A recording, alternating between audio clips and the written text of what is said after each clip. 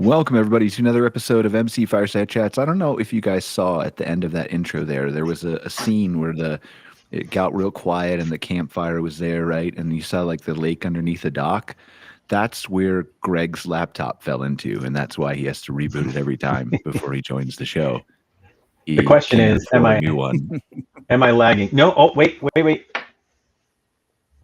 It's just not started, but it's here. You literally lag every week, man. Just like spring, talk to the wife, get a new laptop. It's time. Oh no, I have full control of the purse strings for laptop purchases. So it's right here. It's next to me.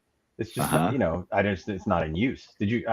I should use it. Well, then what are you using that's lagging? You're actually on a desktop that's lagging? Nope, same old laptop. I can't throw things away, man. My laptop is it's like 9 years old. It still works great. Except for this. Maybe have a conversation with your partner who's more forward-thinking, a camp strategy, up on the times. I can't think of anyone else in camp strategy that's more forward-thinking than me. So. Well, we'll save that conversation for a different show, maybe. Indeed. But super excited to be here for another episode of MC Fireside Chats. This is our fourth week episode. We're focused on the RV industry, outdoor rec activities, things like that. We have our two recurring guests here with us, Angele and Greg. Nobody from the RV industry could join us. I think they're all in board meetings or didn't like what I talked about last time on the show. One of the two, or maybe a combination of both. No, it's probably board meetings. And then super excited to have a couple special guests here. Arthur Jason, COO of is it AC Future? Am I pronouncing that correctly? Yes, Brian. Thank you. Okay. Yes. Cool. AC Future is here. He's going to talk about his cool AI transformer homes. That sounds hopefully it's a Bumblebee thing. That's what I'm really picturing in my head. But maybe I'll be disappointed. I don't know. I'm setting the bar high for you. I'm sorry, Arthur. And then Brent Fullerton, the general manager of CarefreeRV, to discuss customer experience strategies that are refining RV sales and rentals. So welcome, everybody. I kind of want to first turn it, as we always do, to our recurring guests, Angele and Greg. Is there anything that's come across your desk in the last month or so since we've all been together on the show that you feel like we should talk about? Angele, please take it away. Yeah, I mean, like for me, like nothing specific came on my desk, since the last months. What I've seen and I see being more in demand and of interest is also the wellness tourism. How that's growing and, it really increasing that type of experiences, touching the wellness in nature. So that could be very interesting as well to talk about for sure. Okay, so tell me what's on your mind, like with wellness. Yeah, so when it talks to wellness, there's many aspects that can touch that. For when I think about it, personally, it could just be people coming and spending more time in nature, either that's just taking nature walks or hiking, but it also could be taking it to a whole other level when it comes to meditating or yoga experiences in nature, that type of wellness, even in terms of forest bathing, you hear that a lot more, that term today. And also the Nordic type of experiences in nature, even if it's just cold plunge, the cold plunging is getting very popular, or the sauna, or a combination of it all. I think really wellness will touch a lot of that, even if it's just part of an experience where you're in nature and combined with that, you have the herbal tea experience. There's many ways that you can combine that, but I know that, from hearing and talking to people, that's a huge growing segment. There's a big demand for that. And it's very interesting, and it really diversifies from so many different angles or capacities. Yeah, and nature is one of the biggest coping mechanisms we have. I think there are some people who will instantly admit that. There are other people who will consider that, and there are people who will say, no, nature's not for me. But ultimately, I think human nature, I guess, is that nature is one of our best coping mechanisms. There are certainly others, like for Canadians booing at the U.S. national anthem, controversial topics maybe we don't want to get into, but maybe it's better to go take a hike. And experience nature. Greg and I, you and I were going back and forth an email with Scott about that, and I don't want to get into this conversation, but because we'll talk about it later on Outwired. but about the economy and how people are hunkering down. And as kind of a result of perhaps a series of negative things that have happened with the economy and depending on your politics and whatever else, the data appears to be showing that they're hunkering down more instead of getting out into nature when they should be getting out into nature, like now more than ever, right? That's interesting because anecdotally I don't see that. I am admittedly I'm a nerd. I love to get out and geek out on plants and bugs and birds and all that stuff. Really? I did But not know that about you you, may have Greg. known that about me. I advertise it quite a bit. It's so my circles. That's what I see people doing, and that's in my brain. It's like what it doesn't compute, right? So times are tight. Maybe the economy is chaotic. You don't know what costs are going to do or what the markets are going to do or what your 401k is going to do, but you own a pair of shoes and it costs you zero to go out and get on a trail, except maybe some gas to drive down to your And local trail. calories. Let's not forget calories, And Greg. calories, Really but hard. let's face it, I don't know anybody that doesn't have a general surplus of those to give out. I mean, there are certainly folks out there that don't, but in my circles, there's plenty of us with a surplus of calories to give out. So as Angele said, I see that stuff as rising. So I think it's kind of interesting that there might be data out there that points to something different. Well, I think it's both, right? Like I would wager to venture it's both. I think that because of the economic like whatever the situation is, right? That's just not like we're not going to talk about that. But whatever the hardship is that people are going through that appears to be in larger excess now than it has been in the past. I think there are a lot more people who default to nature who are out in nature more. And so those numbers are up. But I think overall as a population, perhaps, is what maybe Scott has data on.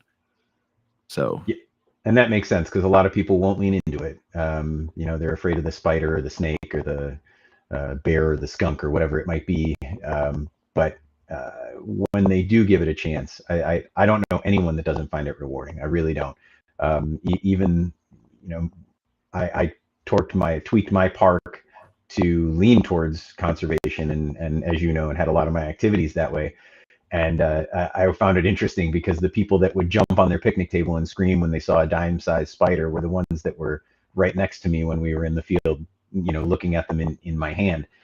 It was in my hand, not their hand, right? Yeah. I gave them a safe way to explore it at a distance and learn about it. And education is the key to all of that. You go out a few times, you learn that nothing's going to eat you or bite you, at least nothing severe. I mean, some mosquitoes are going to bite you, maybe a fly or a tick every once in a while, but you're going to be fine. You go home, you brush it off, and you go right back out. And like you said, it is a coping mechanism. It is therapy. Hopefully more and more people are getting out. Although as I say that, I also complain about seeing large groups of people on the trail when I want to be alone. So I'm one of those people. So Angele, I'd love to hear you because you brought it up briefly, and obviously I want to get to our special guest in a second. I don't mean to leave you guys hanging. We're just having a kind of an impromptu conversation here, but you're more than welcome to jump into it if you want, by all means, if you have something to add. Angele, I'm curious, like for people who are wanting to get out in nature more, and you're not allowed to sell yourself right here, right? Although you should, but you won't. You're not. For those who just want to get out in nature, where's the best place do you think for them to start is my first question. And then my second question is related to, I'll let you answer that and then I'll divert you in a different direction.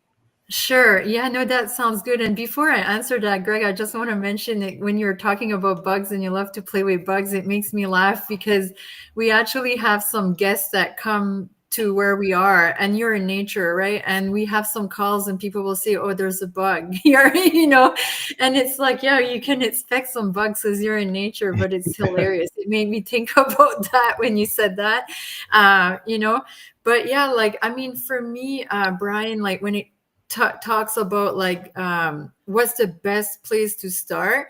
I would say it's just to really, either you even just go to a park, like anywhere, either it's in your city, outside the city, anywhere, just go in the park and just go out to even just breathing the fresh air right away brings you to that place, that I think people are really seeking. And they don't realize that it's as easy as that or as simple as that. It's really just go to a park or go in a nice trail outside and just breathe the fresh air. Because most people, you know, when they go for a walk, they come back, they're like, oh my God, I feel so good. I feel much better. I feel relaxed. I feel I can think clear. You know, so I always, you know, tell people, you know, just doing that already brings you to that experience. You know, so that's kind of what I would have to say is really just, you know, go there, and either it's for a walk or just even stand there and observe nature, look at the trees, hear the birds, you know, in that peaceful setting as well, you know, can make a huge difference. Yeah, I mean, try it, and if it doesn't work for you the first time, try it again. I mean, there's always a small chance that a wild turkey will chase you and it'll be a horrible experience. But if that happens, give it a second shot. I feel like it's probably not going to happen too many times in a row. So, Angele, my other question to you is just briefly economic, because this came up in some of the Facebook groups that I was having conversations with, mostly here. I think there's like 4,000 members. There are some Canadians in there. I feel like it's mostly Americans. But there were a lot of people talking about the decline in people coming across the border from Canada to the United States to make advanced reservations for the 2025 camping season. And there's obviously speculation in my mind. There are two things causing that: the weak Canadian dollar, and obviously what Mr. Trump is doing to Canada, whether you agree with it or not. I disagree with it, but to each their own, whatever you want to do. But I'm curious, your specific question, Angele, is, have you seen an uptick in locals making reservations as a result of that? Yeah, I have, for sure. We have received like a lot of local, not to say that we've received also cancellations, let's say from Americans, but I would say currently off season, like, you know, in this type of season that we're in right now, we get a lot more local market or Canadians, but we've definitely seen the increase, you know. We're very busy in an off season time right now. So I think a lot of people, we've had some guests that specifically mentioned that they had canceled their bookings, you know, to go to, let's say, America to stay more local. So we've seen some impact for sure ourselves in some capacities. There's no doubt. Yeah. Good. I'm glad it's upticked for you. I mean, I don't want to get into this conversation. I want to get to Arthur and Brent in 2 seconds here, but I feel like I need to say, even though this is not the Outwired show where we're blunt, like, you're going into an economy where it's not going to be as easy to attract people. You need to pay attention to all the people you can. So I feel like it's self-defeating if you're going to get into a group and laugh at the fact that Canadians aren't coming and dismiss the fact that Canadians don't spend money in your economy. I'm an American. I moved up here. I'm not a Canadian, but like, it's basic economics. Why would you not want more people in your park? So just to put that out into the world and have like 2 or 3 people turn off the show. Sorry, Arthur and Brent, for those 2 or 3 people who won't be watching you now. But let's dive in. Brent, I want to start with you, if you don't mind, just because we're talking about things like customer experiences, and that goes into obviously, you know, nature and all this stuff too. But specific to RV sales and rentals, we have seen anecdotal evidence, and obviously you probably know this better than me, so please correct me with data that you actually have. But I think we've discussed on our show Outwired and on the show before, like, attendance at RV shows in general appears to be up well, maybe not up, but like definitely not down from last year. Is that what you're hearing? Yes. Locally in Alberta, both, I mean, you're in Calgary, I'm in Edmonton. Both of our shows were, you know, had a mild increase year over year with attendance. And we don't have all the sales numbers yet, but I mean, I think everybody's reporting a positive conversations. Well. Yeah, positive. Yeah. Which I think points to, I don't know if I want to say that it points to a strong industry, but I think it points to a not declining industry. Is that? I would agree and echo that. It certainly feels that way. I mean, obviously, you know, we're very early. We're just, you know, barely above zero, and there's 3 feet of snow on the ground here right now. So it's probably pretty early to make any wild predictions, but we're used to that. That's like spring for us, man. It is. We're tough up here in Canada. You see guys outside in shorts right now. Yeah, I should do. Yeah. So my question then is how do you take that? Like, they're obviously, whether we're flat or whatever, we're not experiencing the booming years that we did coming out of COVID or right after COVID. So just like we're going through campgrounds where we talked about you want all the Canadians coming down, you want all the people, you need to do your marketing differently. We've had these conversations in the past, right? Expand your reach to car camping, just welcome who you can within the constraints of your rules and still making sure that your park looks nice. The same thing goes to RVs in that, and I guess I should finish my thought, sorry, for campgrounds, like the way to do that in addition to your marketing is to provide an experience that no one else is offering. So when you look at the customer experience of someone purchasing an RV, no matter what size it is, whether it's a Class A or Class C, or something else, right? Van. How do you, as an industry, focus on, or as your dealer, right?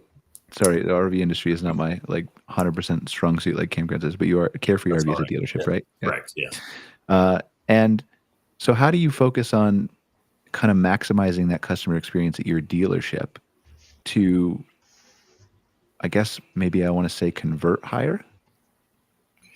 So to basically, kind of repeat the same comment you were just talking about, attracting tourism in the U.S. As an RV dealer, we have to focus on every avenue we have to attract more customers through product, through marketing, through pricing, through our response time and our ability to serve the clients fast. Generally speaking, not to sum it down to just a few words, but we really have to try harder in these times if we want to get the same result that we've traditionally gotten. And so what I guess is what I'm trying to ask is, what does try harder mean for a typical RV dealer? So RV dealers right now, I think one of our biggest pain points, of course, is the ability to service customers' RVs and turn around RVs during season. With the seasonality and the climate that we operate in here, most of our clientele won't pull their units out of storage until April or May, but they want to use them instantaneous. And so we have businesses that have enough staff to operate when we're at about 60 or 70% of our peak, because we ebb and flow so much throughout the season. Not having enough staff to be able to support the client demand during the busy season, we have to find ways to, have our techs work longer, have our techs work faster, get parts quicker, find ways to remedy, immediate problems so consumers can use their product. Essentially try to look for solutions so that consumers can use their RV as much as possible, and that any downtime is kind of mitigated, and we schedule any big repairs for fall is the essential, I guess, the thing that I feel everyone is chasing in our industry right now, with a major labor shortage and just a general soft economy that doesn't allow dealers to be at probably full strength and full staff of what they would have been during a booming economy.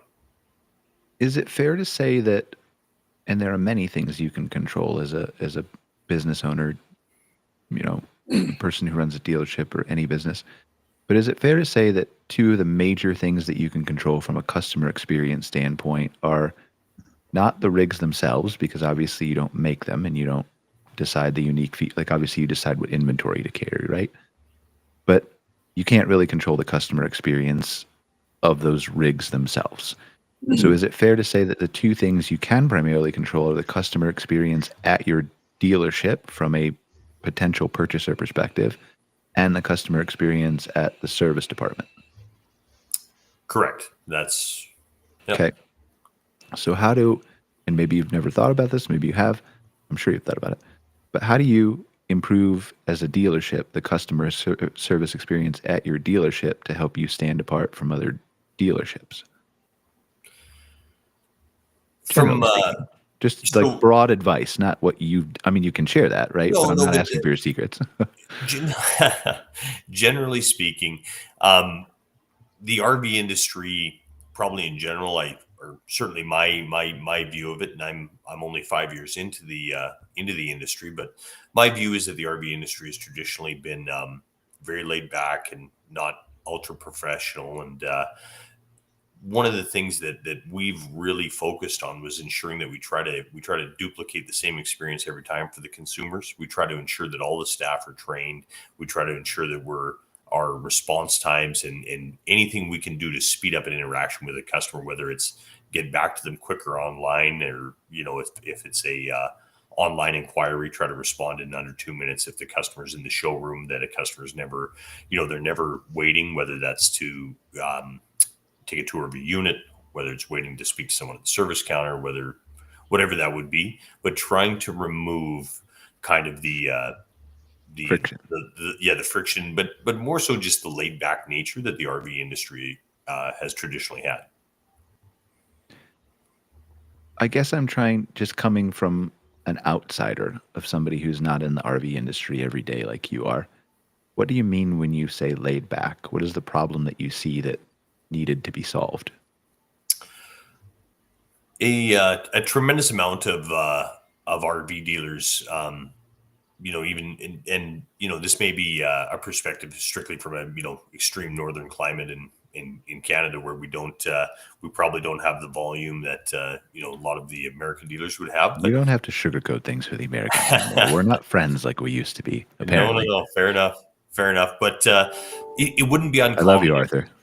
It wouldn't be uncommon in our part of the world for RV dealers to be seasonal and close their doors for months at a time, or lay off majority of their staff to the point where they can't service RVs year round, and essentially the business wouldn't be operating anywhere near optimal, and it would ultimately the business would be doing enough that they would make some money, but it wasn't really there to serve the customer. And in today's economy, in today's fast-paced world, it really is all about servicing the customer, making sure the client can, like I mentioned before, use the product and try to do it without delays, without friction, and try to offer them just the absolute best experience you can. Is that a consequence of success, though? And what I mean by that is, and I think maybe you'll agree, Greg, if you want to touch on this briefly, like, I think what we've seen down here is campgrounds who don't necessarily want to run bad operations, but haven't had to think about running excellent operations and have just run good operations because they haven't had to run excellent operations because of, since 2011, economy up, interest rates low, free money, social media, COVID boom, whatever else, right? And now I think that's changed. And so is that the same, do you feel, in the RV industry? Like, I don't think that anybody, I mean, there's probably one guy somewhere, I don't want to pick a state, but maybe Texas, who is intentionally running a bad business. I'm just kidding, Texas. But I think most people probably are trying to run good businesses, good dealerships. Do you think that's just a consequence of the success and they haven't had to do that and now they're having to learn it? Are you asking me or Brent? You're asking Brent about RVs, yeah? Brent, yeah, about RVs first, yeah. And then if you want to echo campgrounds, but yes, I believe that that's a just kind of a consequence of, as you said, a consequence of the times and of the industry that and I don't think this is specific to the RV industry or campgrounds. I think this is what is changing retail and/or every business out there. Yeah, it's getting more competitive is what it is, because there are less customers, or, well, yeah, as a consequence, there are less customers because they're more spread out. Whether they're buying less or not, there are more places for them to buy from.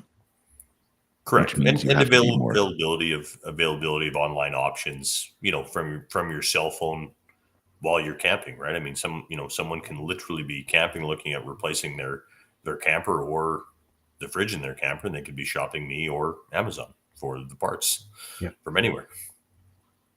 That's a good point. And then what do you think, last question, well, Greg, do you want to touch on campgrounds, I guess? Sorry. No, I mean, I think Brent covered it, and everything he covered there about the RV industry pretty much applies to the campground industry, and quite frankly, to, as he said, almost every industry, because a lot of that is it's just playing into human nature. We get comfortable, we start to think we know things, and as soon as you think you know something, What you've actually done is just developed yourself a nice blind spot for what's coming, what you're not ready for, what you're not thinking about. And the old axiom, right? You don't know what you don't know. If you're not thinking about not knowing what you don't know, you're potentially setting yourself up for some real pain when the markets do change. And that's what I think we're seeing right now more than anything. I think it just plays to human nature. I mean, you don't know what you don't know is a good, perhaps, transition to Arthur, our friend in America, to talk about. I'm well, also your most friend of in us. America. I'm really, I mean, like Arthur and I are. Arthur, I'm with you down here. Just don't, take it easy on us, would you?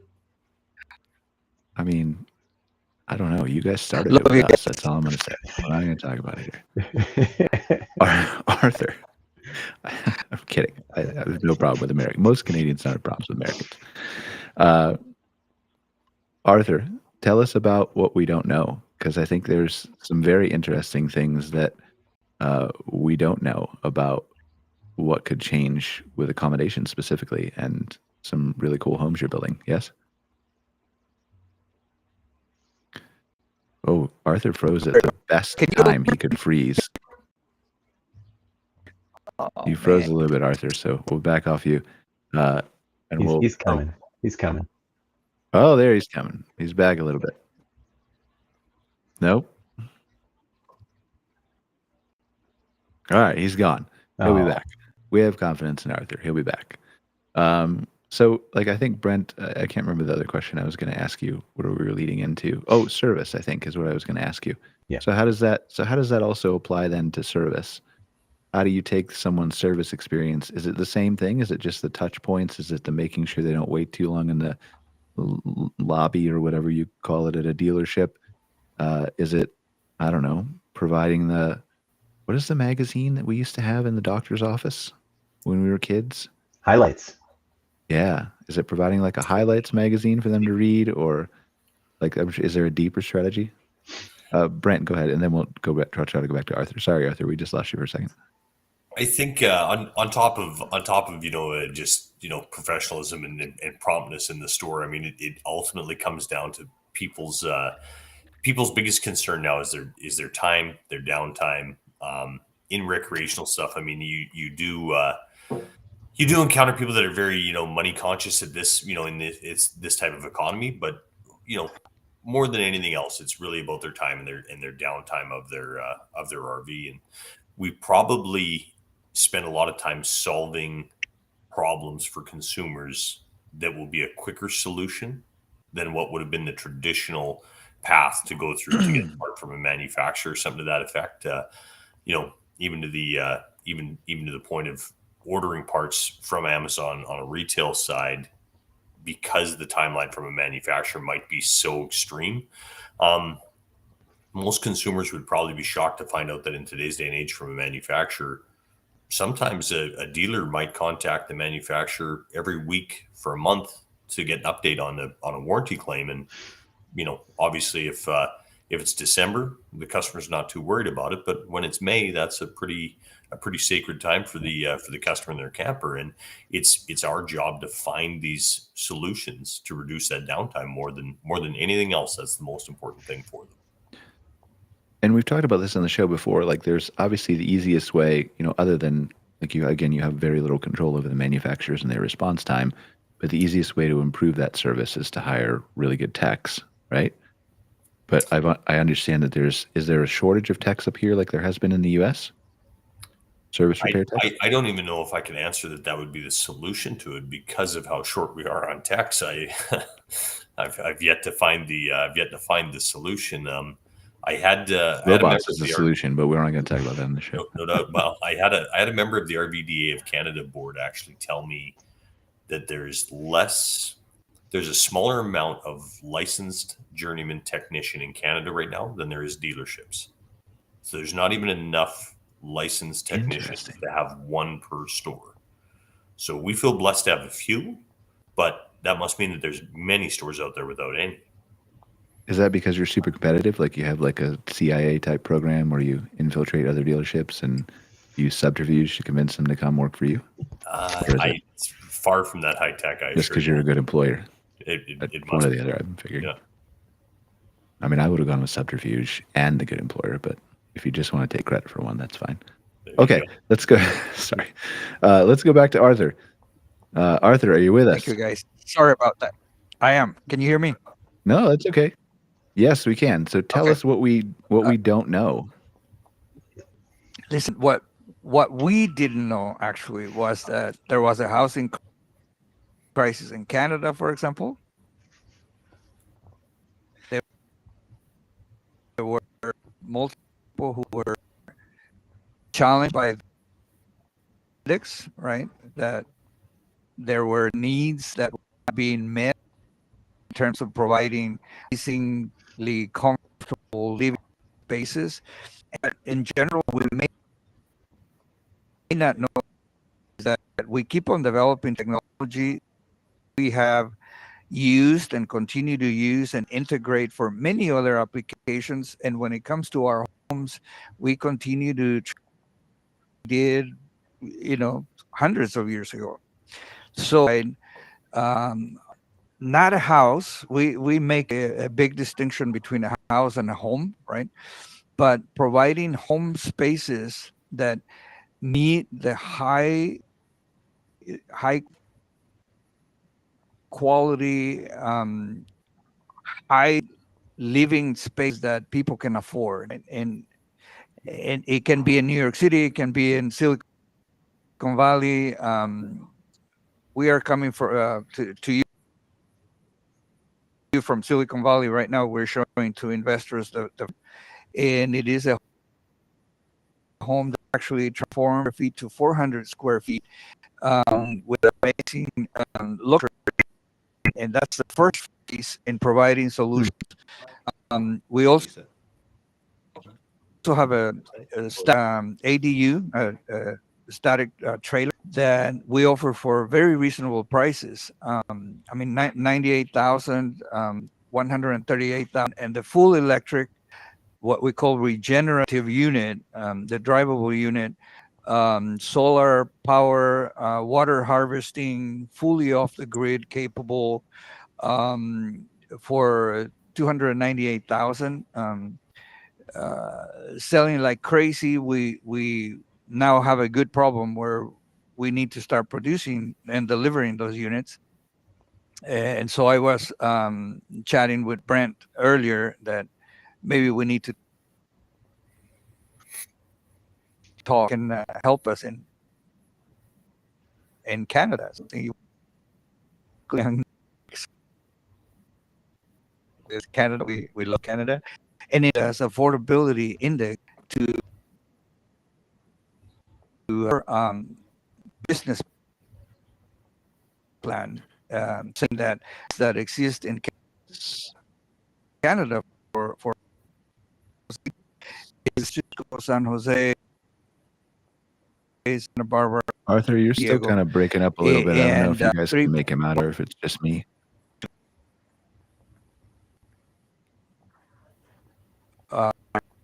Place with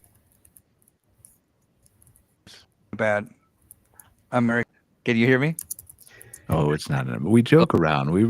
Everybody really loves everybody still. It's just the narrative that we're just talking about in the media. We love everybody. So let me see if Please I continue. can find. Yeah, sorry. Okay. Yeah. So what we don't know is how much market space there will be for the next transition. We see 3 steps in our development for long-term viability. And the first step is where we are providing solutions for example, replacement of the old RV kind of units for RV parks, where we provide better living spaces, better quality, better pricing. And Keep then talking. the I just next want to show these. phase Lisa, is will you just how share the do screen we on Restream? And then choose that tab so we can see what he's talking about. But keep talking, please, while she does that.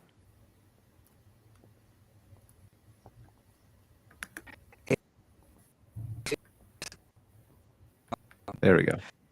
Now we can kind of see what these things look like, right? But go ahead, please continue.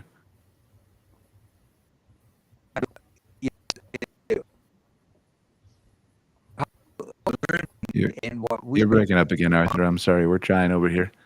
If maybe you can move to a different spot, or I don't know. But we are looking at your AC Futures AI Transformer homes here. You guys can see that on your screen, right, Greg? Yeah. And everybody. These things look, I mean, again, they look really, really cool. And I don't have a lot of background on them, but they were showcased at CES 2025. He was down there, and they're kind of, my notes say that they're redefining the concept of smart living through artificial intelligence, modular adaptability, and sustainable innovation. So what I'm guessing here, and Arthur will correct me in a second when he gets back to a good spot, is that we're looking at, and we've had some of these people on the show before who've talked about sustainability of RVs and sustainability of modular homes. So I'm guessing he's going to talk about some ways they recycle water, conserve energy, have battery, storage and energy, obviously modular adaptability, right? But then things like artificial intelligence that are managing different pieces of the home. So Arthur, are you better now?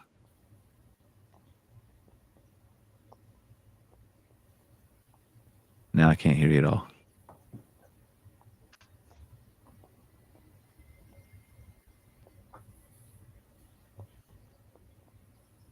All right. Well, you just shout at us if you can get it fixed. I still can't hear you.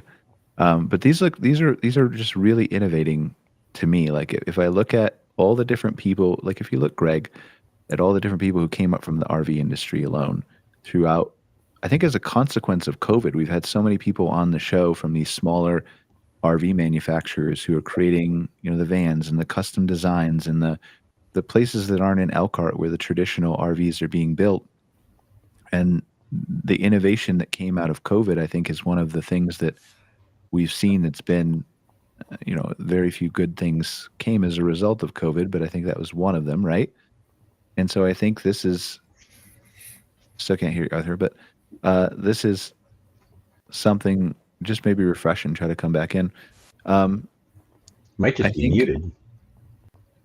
Is he muted? I don't know. He might be. He's very clear and very clean now. It's coming through really clean. I'm surprised we can't hear him. Yeah. I don't know. I would just check your mute on your side. But now. There we go. Now I can hear you. Okay. All right. Thank you. Okay. Go ahead. Great. Tell us about Brian. these amazing, cool looking things, man, because they look cool and I'm just doing a terrible job selling for you. You're doing a fantastic job. Thank you for covering.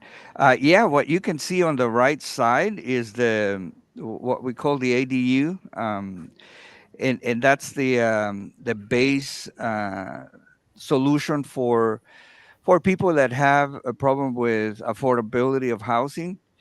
All if 3 you want units Lisa to actually. Click anywhere, you just say, like, Lisa can click on your website and do whatever you want. So, if you wanted to take you inside a unit or whatever else, like. Yeah, we can, if that's a possibility. Yes, just tell her where to click. That's all she needs. Just needs to know where to click. She can hear you.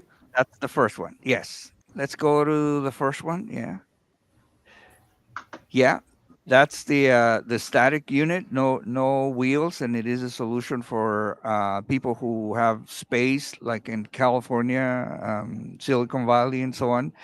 Amazing living spaces, very comfortable. We talked to many people, and they wanted to break away from the bad connotation that a trailer park has, or an RV park do it. perceived. Right. And so we want to offer this actually to outdoor parks and glamping operations and the city.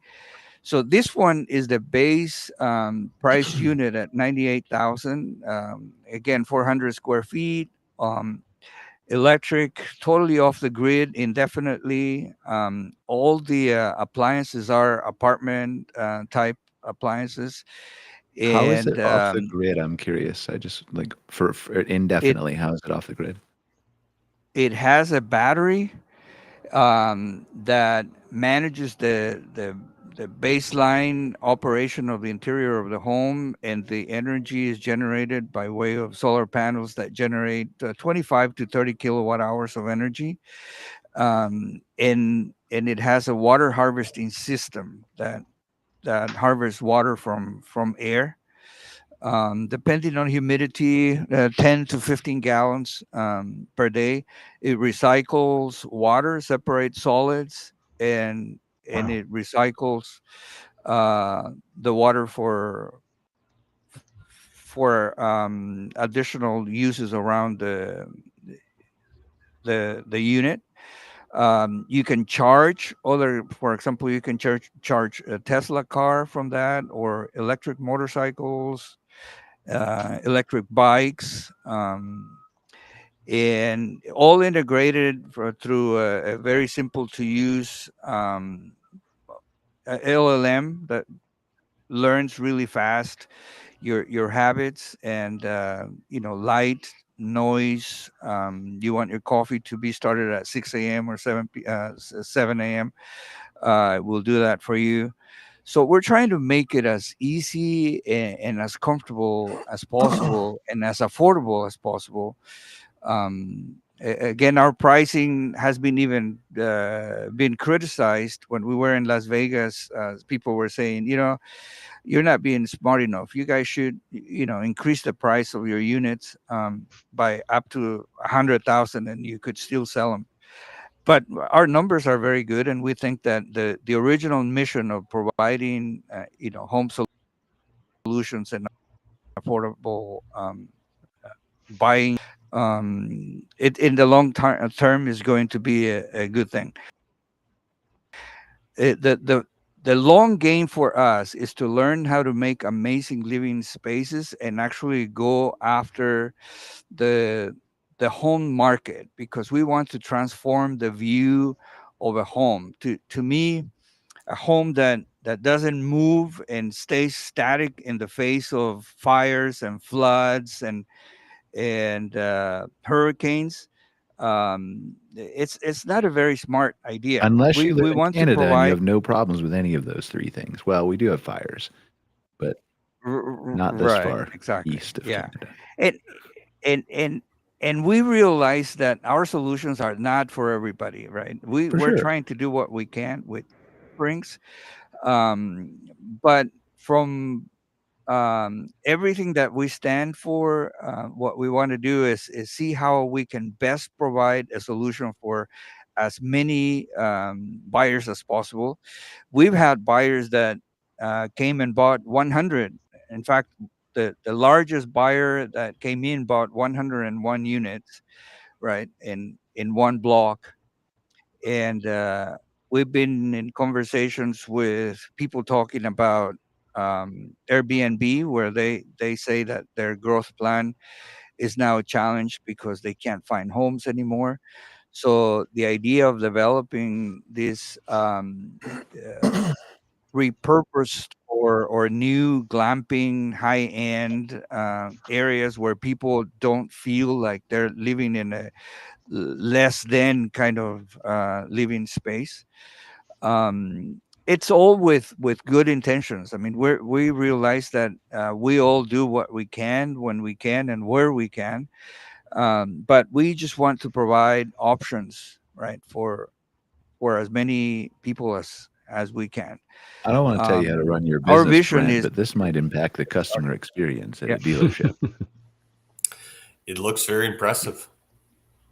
I mean, even if it gets them to buy any rig, right? Like just the idea of the walking into this thing and just imagining something different. And obviously, that not to slight RV interiors, there's lots of really nice ones, but this is different, right? Correct. And Right. I will compliment how far they've gone into the sort of the eco living portion of this. Is obviously that's a hot topic with buyers these days, and I do think there's a huge portion of the market that is looking for something that's more sustainable. For two reasons: one, because they like the long term environmental impact of it, and secondly, the ease of not needing whatever resources, whether that is harvesting water or you're generating your own electricity and storing it in your own batteries. All of those things solve problems for customers. Yeah, and I would say I'm a big advocate of thinking differently, right? And if you look at Like if you look at, I know there's divisive topic again, right? But Tesla for now. If you look at Tesla and the robo taxis that he's planning on coming out with, supposedly testing completely in June in Austin, Texas in 2025, rolling them out quickly. Like the idea behind the robo taxis long term is not just to provide a taxi service that you use once in a while like Uber. The idea long term with robo taxis is you don't need to own a car. Why would you? Like, why would you own a car that is so expensive, that costs so much to maintain, that requires you to have insurance when it's parked for 8 to 9 hours a day at work and parked for 8 to 9 hours a day while you sleep and is doing nothing for you, when you could just call a robo-taxi because there will be literally tens of thousands of these, and so it won't be even waiting 2 minutes for an Uber. It'll be integrated with your calendar, and it'll come down the street and just be there outside your door when it knows you need to leave for work, right? Why can't you reimagine things like that for the home? Now, I'm not going to give you the fact that you've done that here, Arthur, but you're definitely taking a step toward it, I think, of the reimagining piece of it. Right. Because, like you said, like, why does a home have to be a 4-story, 4,000 square foot suburban white picket fence, backyard, front yard thing? Some people will want that. I'm not suggesting they should change their behaviors or preferences, but if you open people's perspective to new things, then sometimes good and interesting things happen, right? Yes, exactly. We're not there yet. This is the very, very first step that we're taking towards getting there.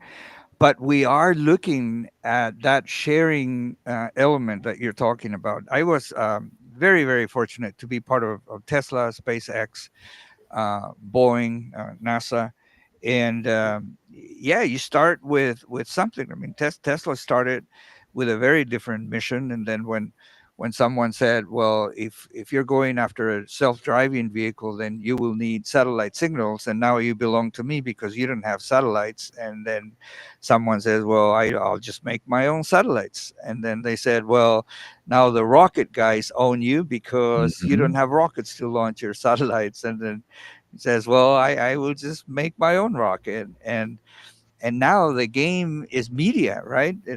No one is taking serious the idea that the car is selling aftermarket is bringing in a huge chunk of money because it's becoming a shopping center, entertainment center, traveling, mobility, media. And so you know you're paying $30 a month or so for bundling those services, and now it becomes a revenue generating center, right? I mean, I feel like I have a little bit of liberty, Greg, to talk about AI on this show, just because this is an AI transformer homes guy, right? But like, if you extrapolate out where this is going, or where I think this is going, right? In, when we get through whatever rough patch we're going through, if we get into an era where work is optional for a big significant portion of the population, not where everybody gets laid off and they want more. I'm talking about where work is truly optional, which I think is maybe 15, 20 years away, maybe sooner, where we don't have to work to make a living.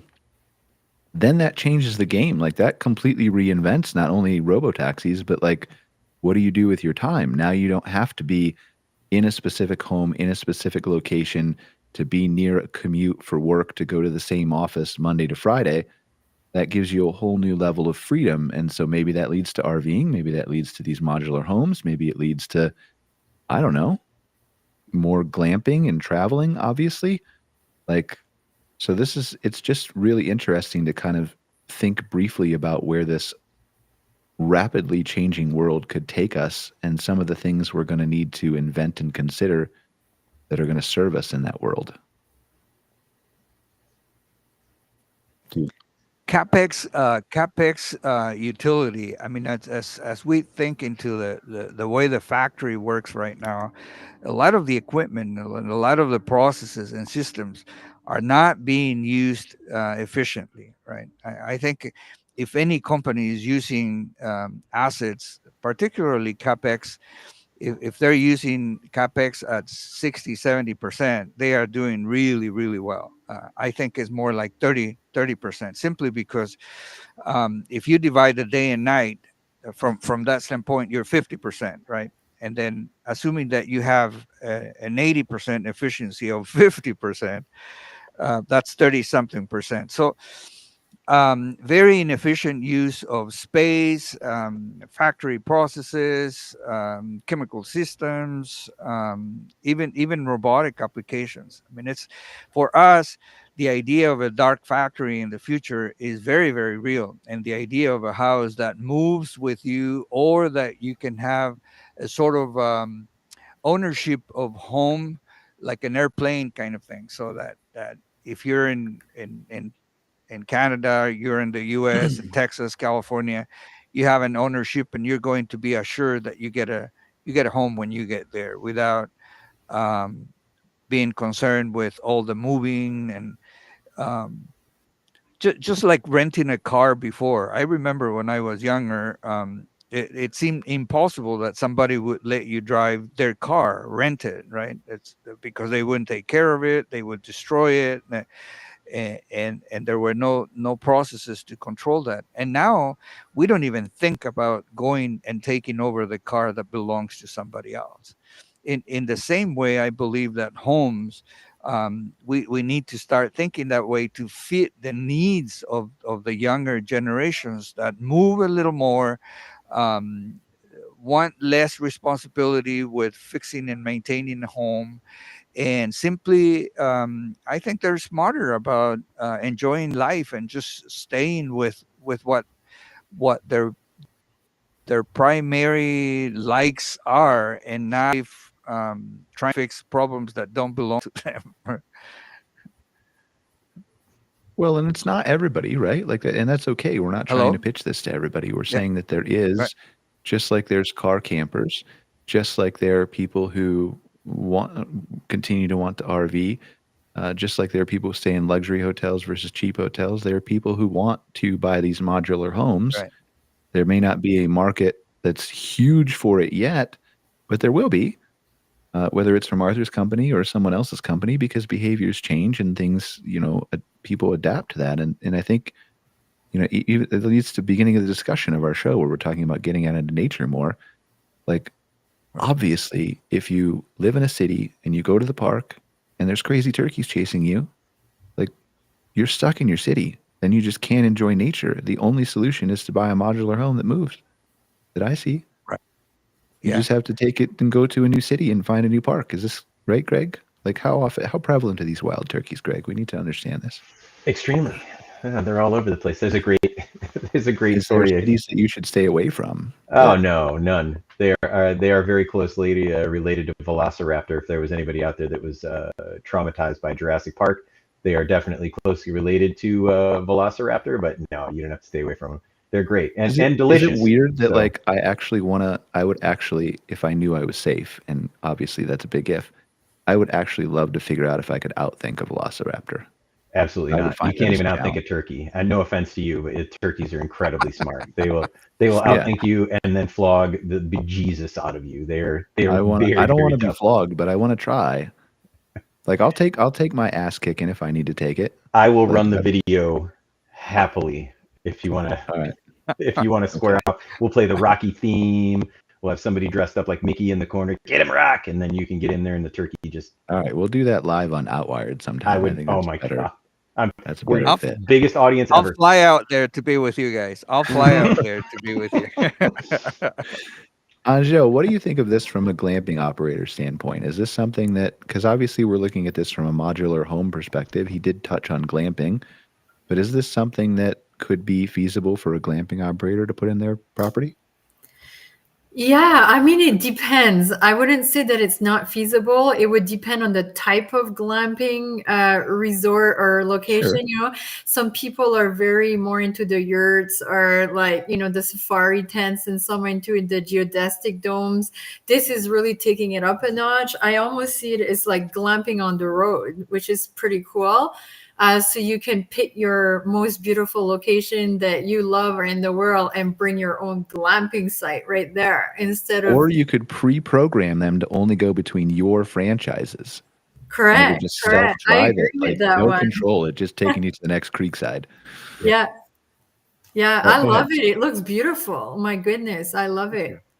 It does. It It looks would like be, it would be incredible on a like a desert landscape because it looks so, you know, sort of like bringing Mars into it, right? If you had this Yeah. in the Badlands or in Utah and Moab or something, like it would blend in seamlessly. It would be incredible in a situation like that. But imagine if you put that kind of thought into it, right? Like this is what we're going full circle. This is what we're talking about, setting apart experiences, both at RV dealerships and at campgrounds and things like that. Not that that kind of epic thought is going to be required necessarily everywhere, but imagine if you put that kind of thought into it. To instead of putting a Conestoga wagon on a existing RV site and calling it glamping, that you actually created an entire Western themed resort that had Conestoga wagons and a saloon and maybe not the Wow. questionable ethical things that are illegal now today that happened in Western towns, but everything else you could. Uh, but just you created that whole experience the same way you were talking about, Greg, about creating an experience of like a landscape, almost like a space themed, Yep. Like that stuff. I bet you that would sell out for years. Oh, And the absolutely. amount of capital that some of these people are putting into RV resorts, I've talked to people who've put $30 to $40 million in an RV resort after COVID. Like, I don't know how much a Mars themed glamping resort costs, but it's got to be less than that, right? Like, it has to be. It's Maybe potentially, not. yeah, if you're not Great building all that idea. infrastructure. And Yeah, but you if know, not, like that, it feels like that Mars themed resort is like a guaranteed sellout for like 10 years. it would be so cool. Yeah, absolutely. There's so many people that are just, you know, you've got Let's do it. stargazers Let's do it. and let's do it. Arthur, we're gonna have a three-way call after this is over. Brent needs to come in though, because we have to carry this into because you can also set this up.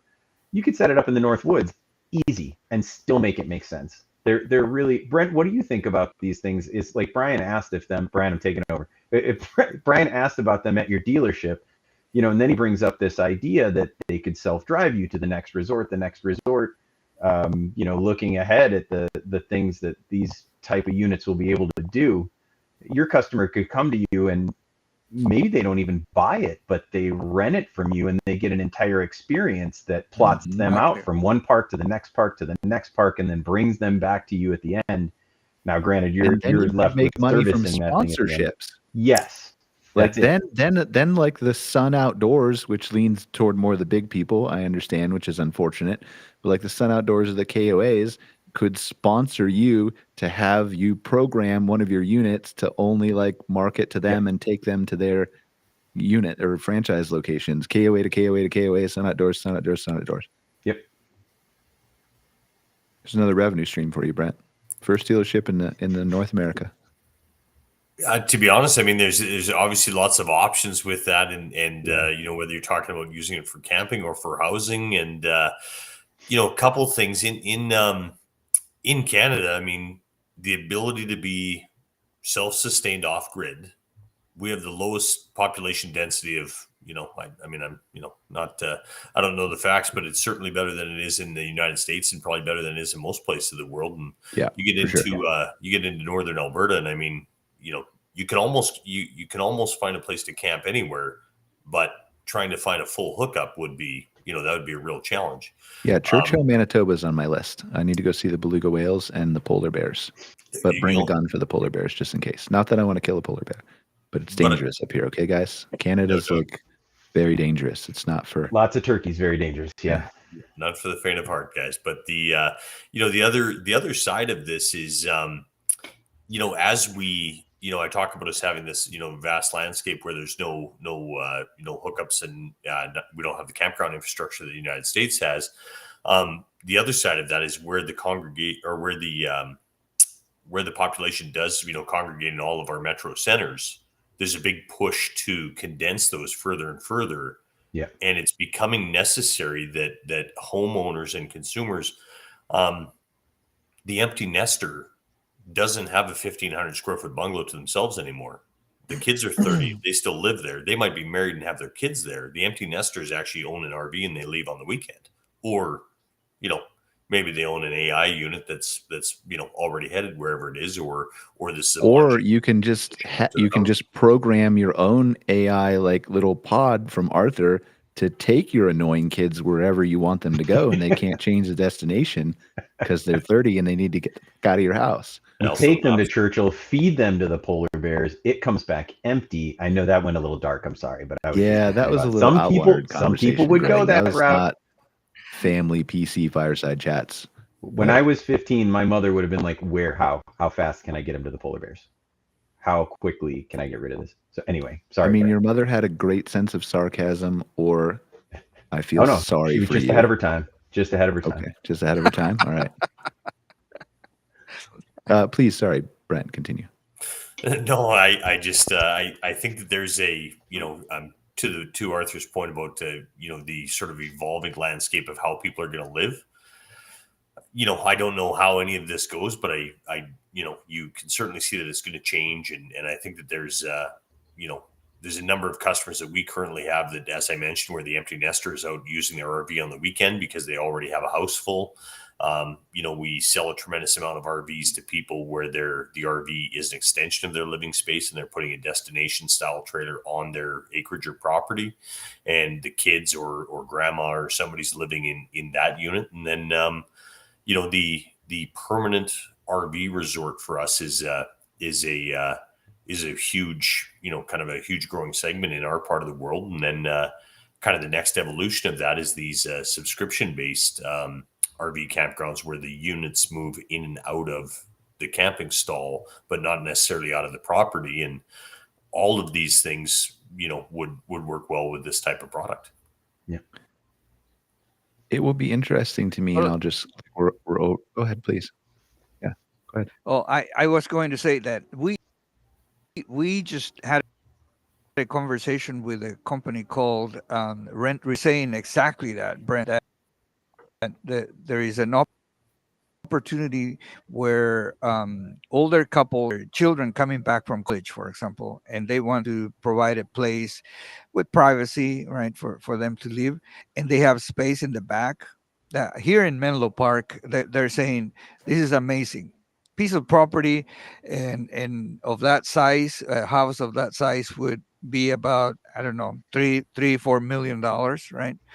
They buy something like this for $100,000. They put it in their back space, and they suddenly can have their kids stay there with their own home. And the other way around is their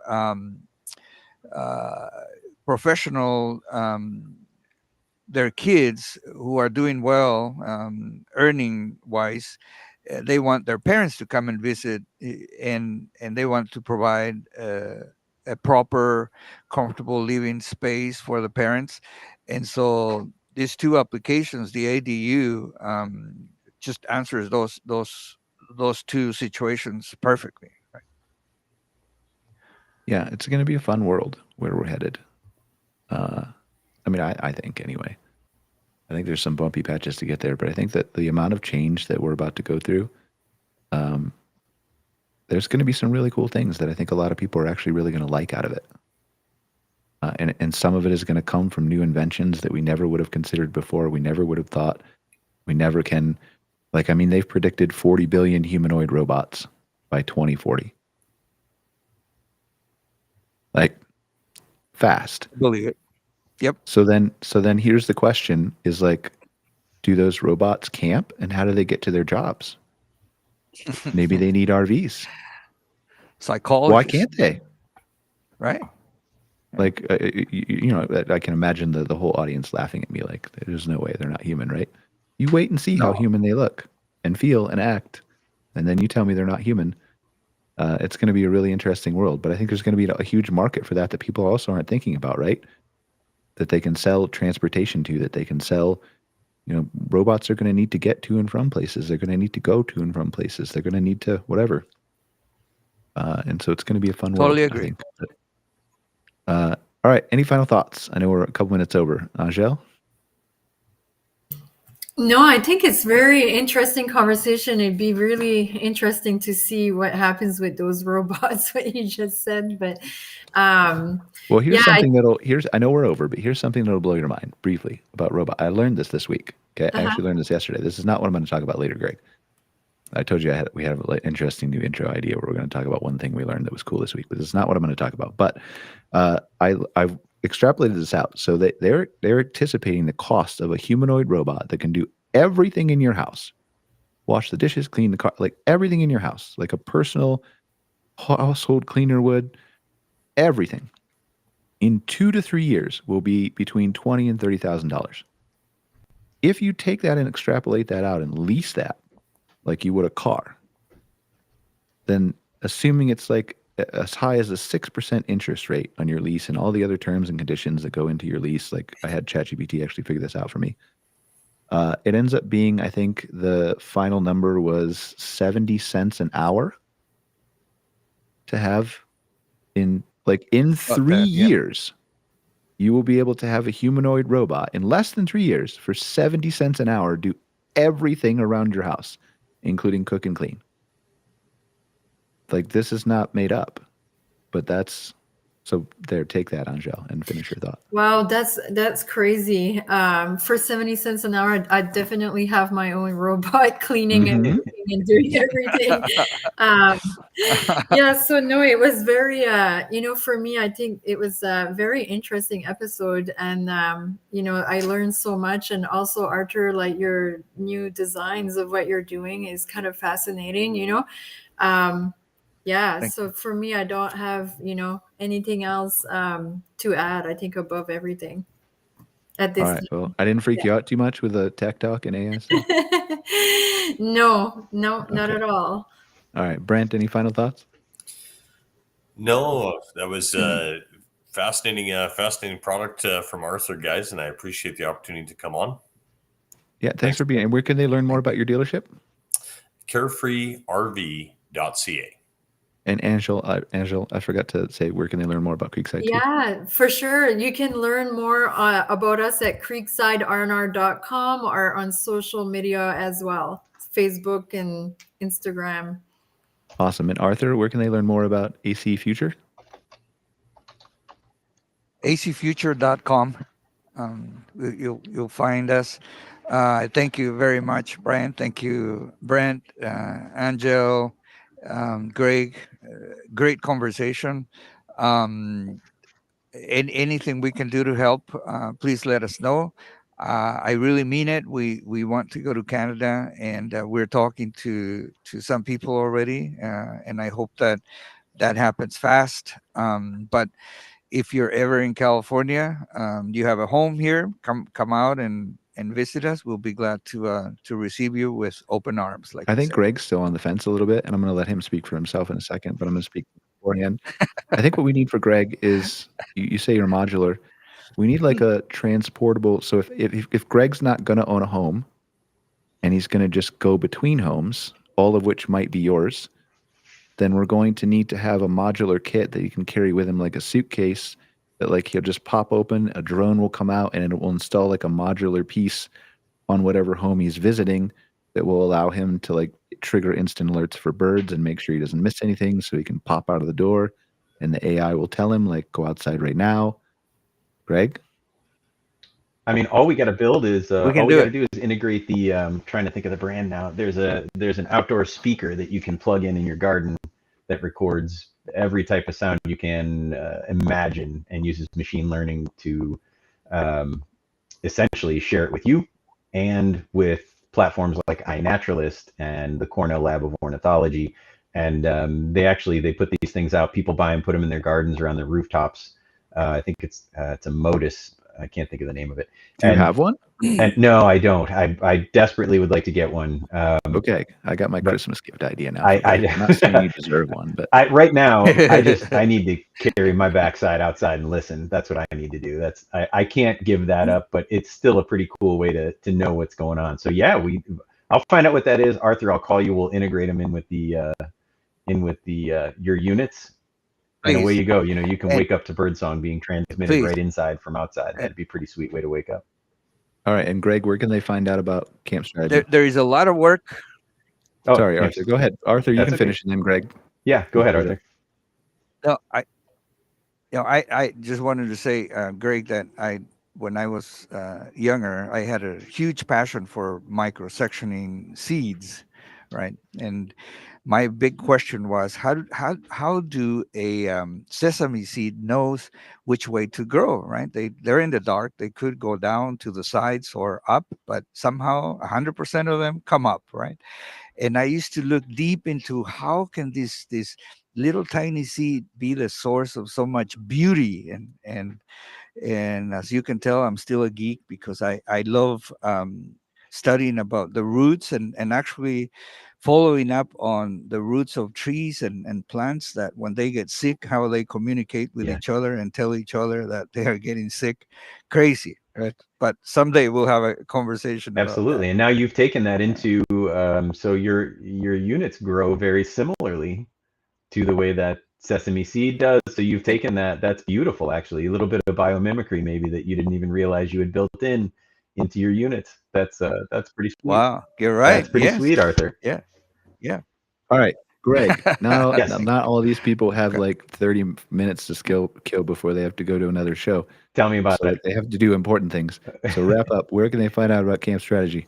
Campstrategy.com. We'll talk about things that aren't turkeys or seeds, or unless you want to, I'm happy to. But yeah, campstrategy.com is where you can find me. Awesome. Well, thank you guys for joining us for another episode of MC Fireside Chats. If you're not sick of hearing from me and Greg, and then Scott Barr will join us later too. We have Outwired that's coming up in literally, 48 minutes and 4 seconds. So join us over there. It's a completely different discussion. We're going to talk about AI, tech, all kinds of stuff. Today, I think we're going to dive into Doge and its impact on the National Park Service, Forest Service, and how that might impact private campgrounds today. But appreciate you joining us on MC Fireside Chats, and we'll see you next week for another discussion. Take care, guys. I appreciate y'all being here. See ya. Thank you. Thank you. Bye-bye. Thanks, guys. Thank you very much. Thank you.